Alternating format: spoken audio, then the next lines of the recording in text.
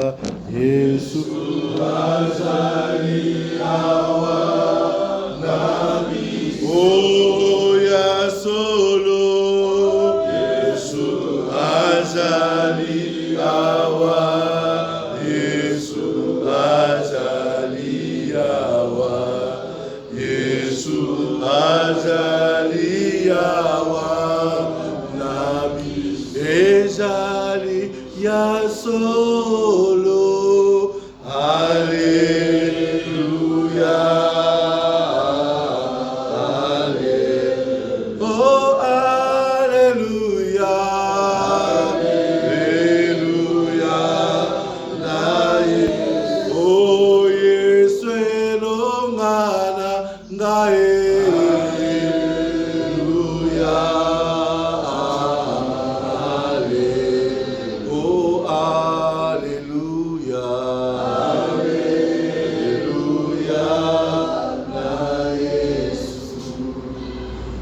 La gloire, que tout l'honneur te soit rendu, Père, toi qui vis éternellement, et laisse que seul ton nom soit glorifié en cet endroit. Nous sommes venus, Yahweh, pour te rencontrer, pour t'entendre, pour, Seigneur, que tu puisses encore nous façonner à ton image. Laisse que l'honneur et la gloire te reviennent. C'est en ton nom que nous t'avons ainsi prié. Nous disons tous Amen. Amen. Amen, amen. Amen. Est-ce qu'on peut acclamer le roi de gloire? Merci Seigneur pour ce beau matin, merci Seigneur pour ce temps merveilleux que tu nous accordes de nous tenir encore dans ta présence. Que seul ton nom soit loué en cet endroit. Nous bénissons Dieu pour la grâce, nous bénissons Dieu pour le souffle de vie, nous bénissons Dieu parce que ce matin encore il nous a réveillés et il permet qu'on puisse se retrouver ici pour pouvoir encore le louer, l'adorer, écouter sa parole, vivre, commencer à faire ce que l'homme de Dieu avait dit, chercher la piété. Donc rechercher tout ce qui cadre avec ces éléments qui peuvent nous aider à rester en contact avec la présence de Dieu. Amen. Amen. Et hier, nous avions commencé un sujet où est-ce qu'on parlait de la vérité qui nous affranchit. Et nous avions pris pour texte de base le livre de Jean 8. Et nous avions lu du 30e verset au 38e verset. Je vais nous rappeler le texte qui dit ceci. Comme Jésus parlait ainsi, plusieurs crurent en lui et il dit aux Juifs qui avaient cru en lui, si vous demeurez dans ma parole, vous êtes vraiment mes disciples. Vous connaîtrez la vérité et la vérité vous affranchira. Ils lui répondirent, nous sommes la postérité d'Abraham et nous ne fûmes jamais esclaves de personne, bande d'ignorants.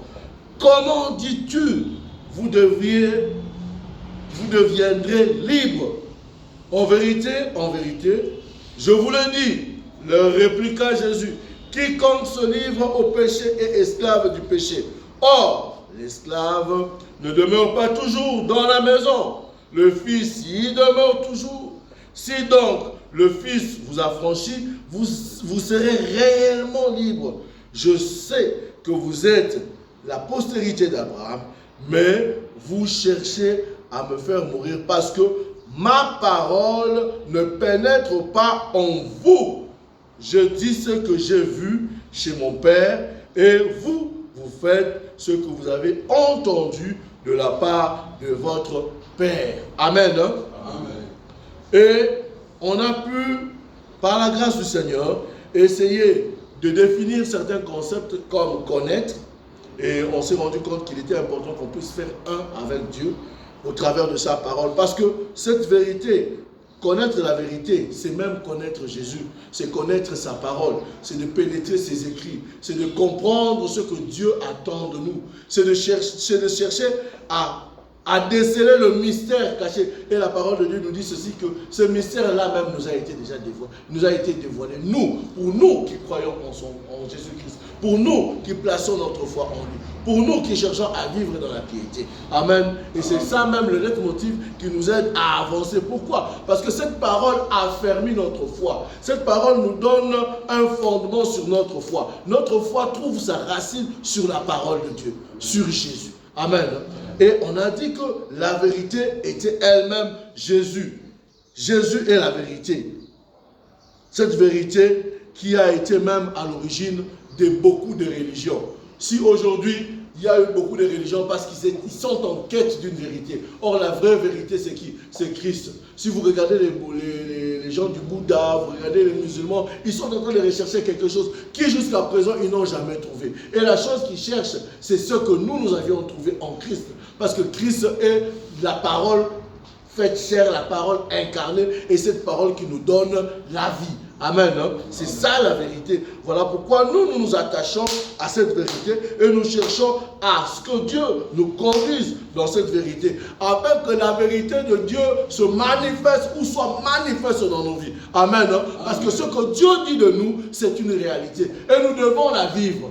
Longtemps que nous ne vivons pas cela, c'est peut-être parce qu'on n'a pas encore compris ce que Dieu dit de nous. Amen, amen. Hein? Amen. Et moi, j'ai toujours dit, laissons le temps au temps, parce qu'en réalité, quand tu regardes un bouc, tu peux te dire, tu vois une brebis, tu peux te dire que non, la brebis n'a pas de cornes. Non, accorde-le du temps, tu verras qu'avec le temps, quand il va grandir, la manifestation de ses cornes seront sur sa tête. Et tu diras que, ah, ça c'était un bélier. Amen. Et nous aussi, nous devons aspirer à grandir dans ces choses. Comment aspirer à grandir dans ces choses? À chercher à déceler, à découvrir, à connaître la vérité. Amen. Parce que cette vérité-là, au fur et à mesure que nous nous approchons de cette vérité, elle nous transforme à son image. Amen. Et nous avions dit aussi que la vérité, qu'est la parole de Dieu, nous a franchis. Elle nous a franchis de la vaine manière de vivre dans ce monde. Amen. Elle nous a franchis de la vaine manière de vivre dans ce monde. Et cette vérité change notre identité. Et nous avions dit que la manière dont nous vivons dans ce monde, la manière que nous avions hérité d'Adam, c'est le péché. Et la vérité qui est en Christ nous rend compte que Christ est venu mourir sur la croix pour nous racheter, nous purifier de cette vie pécheresse, afin que nous puissions lui ressembler à lui, et que nous puissions vivre une vie telle que lui, il veut que nous puissions vivre. Et dans cette sainteté que nous recherchons à demeurer, le Saint-Esprit sera là pour nous guider et nous montrer la voie, ce que nous devons faire, afin que ce que Dieu a dit de nous soit manifeste dans nos vies. Amen. Amen. Ainsi donc, nous allons continuer en relisant encore le dernier verset que nous avions lu en ce lieu. Nous avions dit ceci dans Jean 16, 13, la parole dit ceci: quand le consolateur sera venu, l'Esprit de vérité, il vous conduira dans toute la vérité, car il ne parle pas de lui-même, mais il dira tout ce qu'il aura entendu et il vous annoncera les choses à venir. Amen. Hein? Amen. Il nous conduira dans toute la vérité. Oui, l'Esprit, le Saint-Esprit, dans le terme hébraïque, je pense hébraïque ou grec, on parle de roua, ce qui exprime l'idée du vent. Amen. Hein? On peut voir ça aussi dans Genèse 3:8 ou dans Psaume 104:4. Le vent qui soulève les flots, qui agite les arbres. Le vent créateur d'un mouvement, c'est l'Esprit de Dieu qui crée quelque chose lorsqu'il n'y avait rien. Amen. Hein? Amen. Ah, c'est de ce vent-là qu'on parle.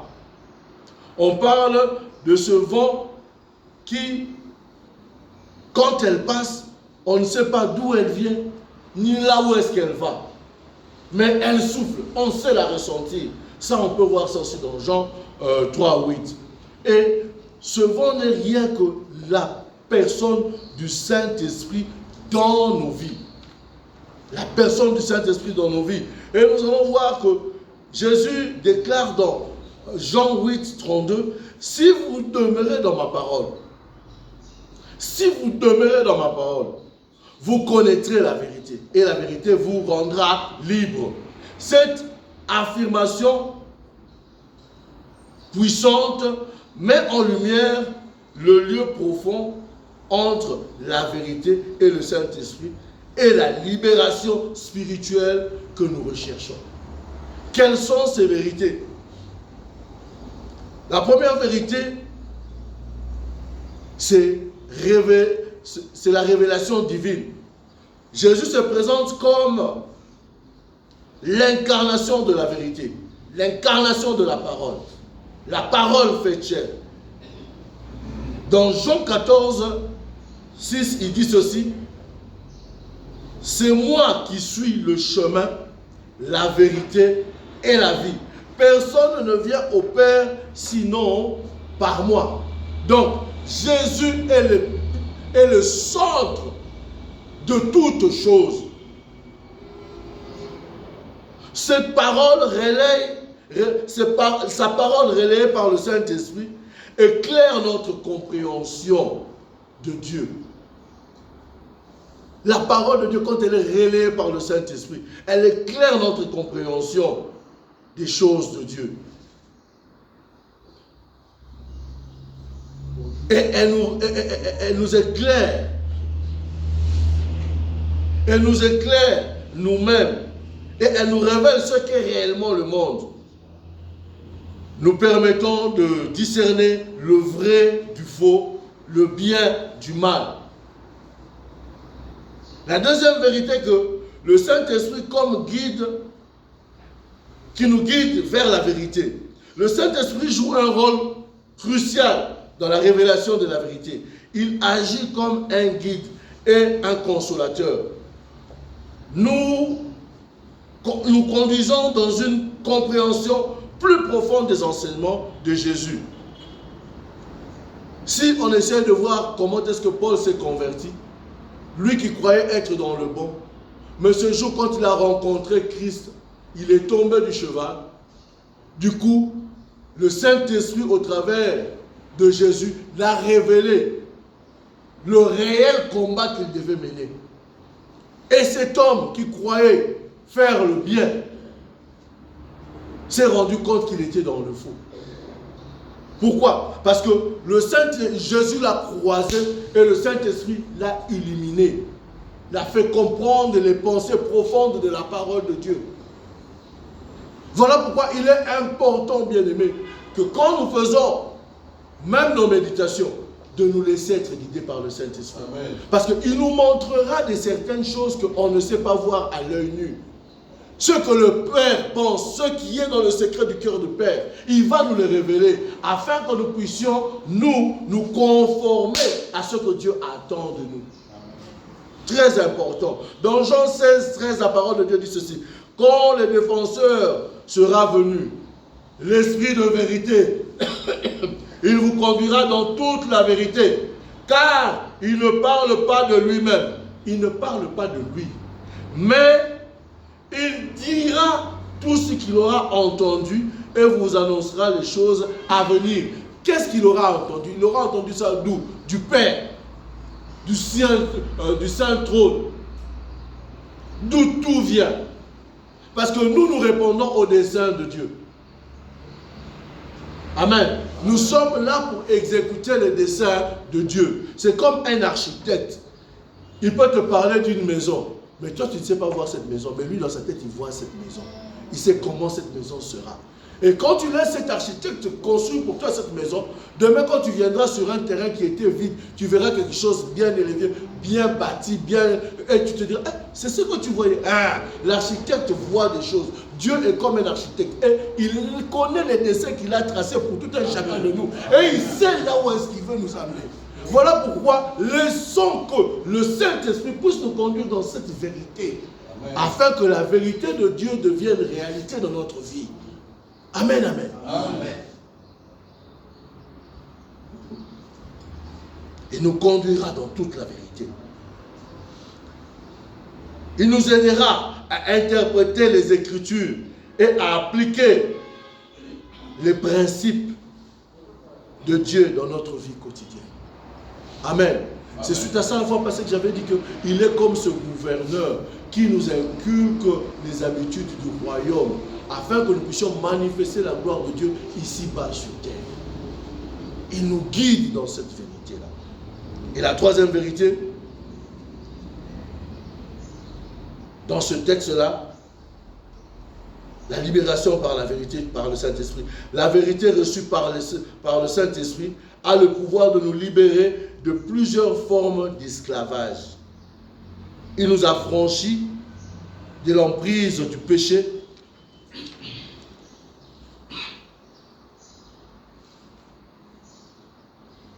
Il nous a franchis des dépendances. Il nous a franchis de la peur et du mensonge qui nous enchaînent. Parce que souvent, ce qui nous fait faux bon, ce sont ces choses, l'emprise du péché, la peur, le mensonge qui est la vérité du diable sur notre vie. Et la personne qui nous aide à déceler ces choses, c'est le Saint-Esprit. C'est le Saint-Esprit qui nous aide à déceler. Parce que le diable peut te donner une identité qui n'est pas l'identité que Dieu t'a donnée. Mais comment est-ce que tu connaîtras cela? Quand tu ne perces pas les Écritures, quand tu ne lis pas la parole de Dieu, quand tu ne t'habitues pas aux choses de Dieu. Le Saint-Esprit n'ira jamais te révéler ces choses. Il te faut être exposé à ce feu du Saint-Esprit et à la parole pour que tu sois éclairé de ces choses. Jean 8, 32 dit ceci. Nous avons lu cela.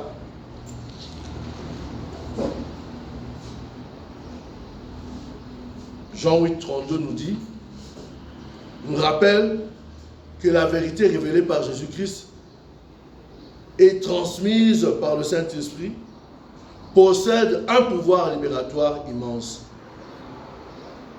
Et en nous ouvrant à la vérité divine, nous cheminons vers la liberté que l'Éternel attend de nous, cette liberté spirituelle dans notre vie, qui est remplie de la lumière de Dieu, qui est remplie de l'amour, qui est remplie de la paix, que seul Christ peut nous communiquer. Amen. Amen. Voilà pourquoi Joël 3, 2 dit ceci. Même sur les serviteurs et sur les servantes, dans ce jour-là, je répandrai mon esprit. Et la parole de Dieu ajoute ceci, dans Jean 8, 36. Si le Fils vous a franchi, vous serez réellement libres. Et la parole de Dieu nous a franchis de la vile manière de vivre ici-bas sur terre. Voilà pourquoi, bien aimé, il est important pour nous de lire la parole. Il est important pour nous de chercher à connaître Dieu. Il est important pour nous parce que la clé du problème de ta famille, de ta maison, ne demeure pas chez le pasteur, mais elle réside en toi. Amen. Parce que le Saint-Esprit aussi habite en toi. Amen.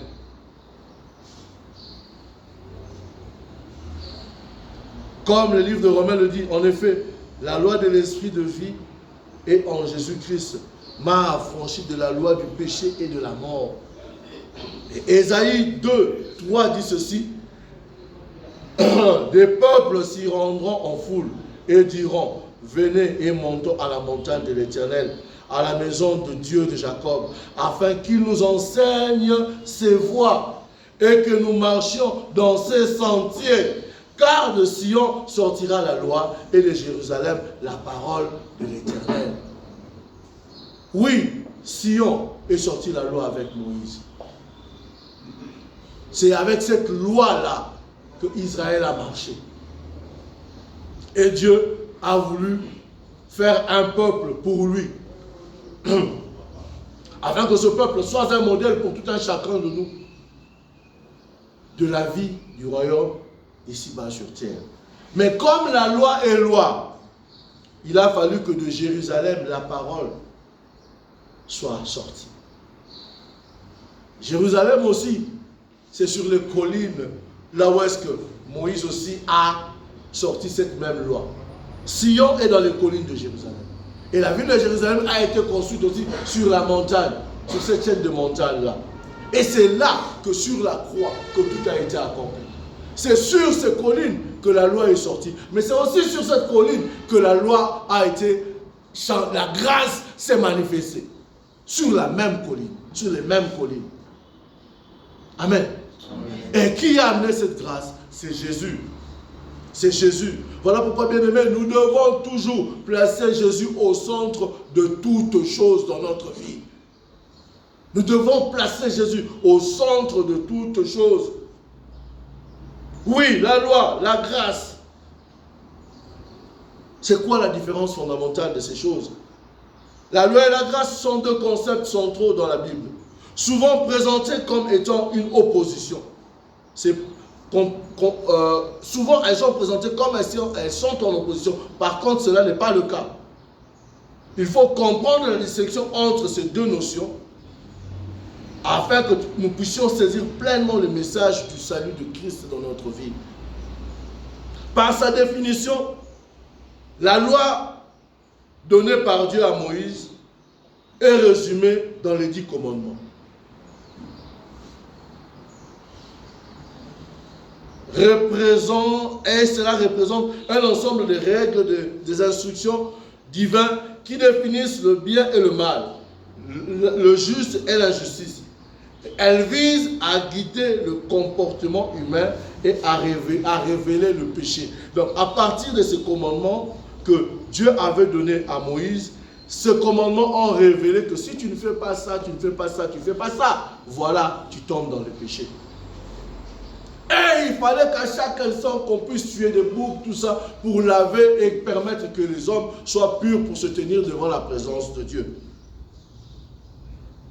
Et il y a eu des sacrificateurs et tout ce qui a été placé là-bas pour que nous permettre à nous, les hommes, de nous approcher de Dieu.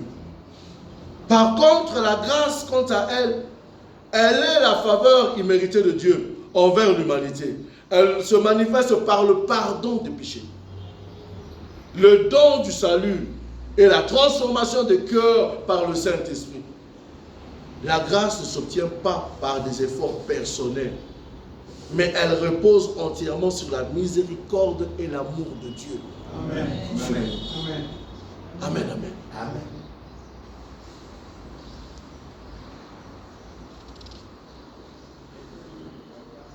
La loi provient de Dieu comme un commandement strict, tandis que la grâce découle de son amour et de sa compassion. On doit comprendre ces choses pour bien vivre notre vie chrétienne. On doit comprendre ces choses. La loi vise à montrer la perfection de Dieu et la nature pécheresse de l'homme. Ça, c'est la loi.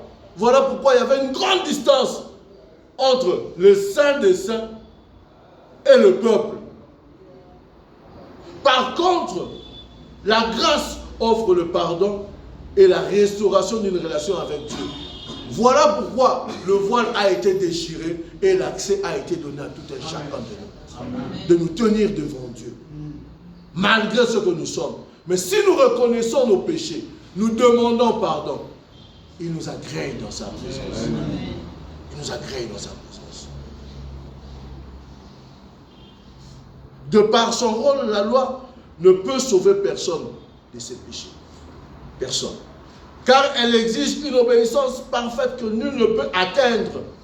Que nul ne peut atteindre. Talapoutou Moïse, qui a fait des exploits. Mais Dieu, à un moment donné, à cause de ce qu'il avait fait, tu verras, mais tu n'entreras pas. Amen. Mais la grâce, en revanche, offre le salut par la foi en Jésus-Christ. Elle offre le salut par la foi qui accomplit la loi parfaitement et qui a accompli la loi parfaitement et a pris sur lui le châtiment de nos péchés en mourant sur la croix. La loi établit une relation basée sur l'obéissance et les performances, tandis que la grâce engendre une relation d'amour, de confiance et de gratitude envers Dieu. Imaginons un parent qui a son enfant et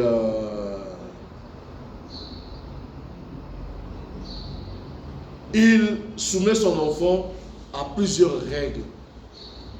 Si tu fais ceci, tu verras. Si tu fais ceci, tu verras. Je vais te punir, tout ça. Ça, là, c'est la loi. Si l'enfant désobéit, il risque d'être puni. Cependant, l'amour du parent le pousse à pardonner l'enfant. l'amour pousse aux parents de pardonner à l'enfant et à lui accorder une nouvelle grâce, une nouvelle opportunité de refaire sa vie ou de refaire les choses. Et c'est ce qu'on appelle la grâce. C'est ça la grâce. Mais cette grâce-là ne nous dit pas parce que nous sommes sous la grâce que nous devons faire fi de la loi. Non. Parce que tu peux perdre ton salut. Si tu demeures dans le faux, tu peux perdre ton salut. Si tu demeures dans le péché, tu dis, il va me faire grâce, il va encore me pardonner. Ça va. Continue. Il y aura un jour que tu n'auras plus le temps de revenir en arrière. Et ça sera fini pour toi. Voilà pourquoi on nous demande de nous maintenir dans la piété. De nous maintenir dans la piété. Que Dieu bénisse le pasteur Paty qui nous avait enseigné ce dimanche. On doit s'exercer dans la piété. Aujourd'hui, je n'ai pas atteint, mais je sais que demain, je peux atteindre. Ok? Aujourd'hui, il a pris exemple sur le sport. Aujourd'hui, je n'ai pas pu marquer, mais demain, je dois m'entraîner pour marquer. Mais de par ces choses, il est aussi une autre vérité que nous devons mettre ça en évidence. C'est vrai, on doit s'entraîner, mais chacun doit aussi s'entraîner selon sa discipline. Celui qui fait la natation ne s'entraîne pas de la même manière que celui qui joue au basket. Celui qui joue au basket ne s'entraîne pas de la même manière que celui qui fait le rugby. Celui qui fait le rugby ne s'entraîne pas de la même manière que celui qui fait le ping-pong. Est-ce que celui qui fait le ping-pong a besoin de faire des haltères? Est-ce qu'il a besoin de la masse corporelle? Il n'a pas besoin de la masse corporelle, il a simplement besoin de la simplicité. Mais celui qui fait le rugby, il a besoin de la masse corporelle. Il doit prendre de lourdes charges pour affronter les autres bulldozers comme lui qui vont venir faire face à lui. Parce qu'il est question d'écraser l'autre pour prendre le ballon et aller marquer. Et ça nécessite de l'énergie. Et pour avoir cette énergie, il faut faire des haltères pour prendre de la masse. Est-ce que c'est suite à ça, quand je suis intercesseur, je dois me donner une discipline particulière pour que je puisse toujours être propre devant le trône de Dieu et que ma prière soit entendue. Quand je suis chantre, je dois toujours veiller, même si le fumbois est bon, même si le piment est bon, mais je dois m'abstenir de ces choses parce que ça peut sécher ma voix et je ne vais pas faire mon travail comme je dois le faire. Un évangéliste, il doit travailler pour être toujours attrayant vis-à-vis des autres personnes. Parce que jamais quelqu'un peut s'approcher d'un évangéliste qui est toujours colérique. Il viendra comment? Il y aura... Tu vas être... Même pour se parler à la personne, tu vois... Tendre. Il faut travailler la tendresse. Amen. Amen. Et ces choses, on peut y arriver avec l'aide du Saint-Esprit. Voilà pourquoi Jésus avait compris ces choses et il nous a dit qu'il vous est avantageux que je m'en aille. Parce que si Jésus n'était pas parti, la plénitude du Saint-Esprit était en lui. Il allait partir avec. Et quand il serait parti avec le Saint-Esprit, on devait attendre, Jésus est venu, il est maintenant où? Il est à Jérusalem. D'abord, quand toi tu veux venir à Jérusalem, d'abord entre eux et les Juifs, il y a des guerres. Maintenant, toi qui viens du Congo, est-ce qu'on va te laisser de libre accès là-bas? Ça sera compliqué. Voilà pourquoi il avait dit qu'il était avantageux. Il a répandu son esprit sur tout un chacun de nous, afin que tout un chacun de nous puisse comprendre la pensée du Père dans sa vie et marcher dans sa vie chrétienne aisément et réussir sur ce que Dieu attend de lui. Parce que tout un chacun de nous, nous sommes un dessein de Dieu. Et cette maquette doit se matérialiser. Amen. Amen. Parce que nous ne vivons pas pour nous, mais nous vivons pour Dieu. Bien-aimé, tu seras étonné ce jour-là. Oh, j'ai fait ceci, j'ai fait cela, n'est-ce pas? Mais tu n'as pas répondu au dessein que Dieu t'avait donné. Est-ce que tu seras fidèle? Il va te traiter de fidèle serviteur? Non. Mais comment aussi comprendre ce que Dieu attend de moi? Comment savoir qu'est-ce que Dieu veut de moi? Si je ne scrute pas ces Écritures, si je ne m'expose pas à la parole de Dieu, si je ne me livre pas à la piété. Parce que c'est dans ces différents exercices-là que tu comprendras à quoi est-ce que Dieu t'a appelé. Et à ce moment-là, tu pourras réaliser l'œuvre que Dieu t'a recommandé d'accomplir ici-bas sur terre. Il y a des malades dans des hôpitaux ici qui n'attendent que toi.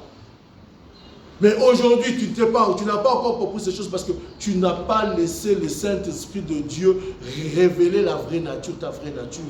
Tu as peur de te jeter dans l'eau. Tu as peur de dire quelque chose. Qu'est-ce qu'on dira de moi? Non, vas-y avec la force que tu as. Vas-y avec le peu de choses que tu as. Il y a quelque chose qui est caché dedans. Je ne sais l'endroit, mais Dieu manifestera ça dans ta vie. Et cela révélera au monde entier ce que Dieu attend réellement de toi. Amen, amen. Amen. Élevons nos voix et prions. Seigneur, merci pour ce message que tu viens encore de nous donner ce matin. Je sais que tu es bon, je sais que tu es fidèle, je sais qu'en toi nous ne manquons de rien. Laisse que ton nom soit élevé pour tout ce que tu fais pour nous.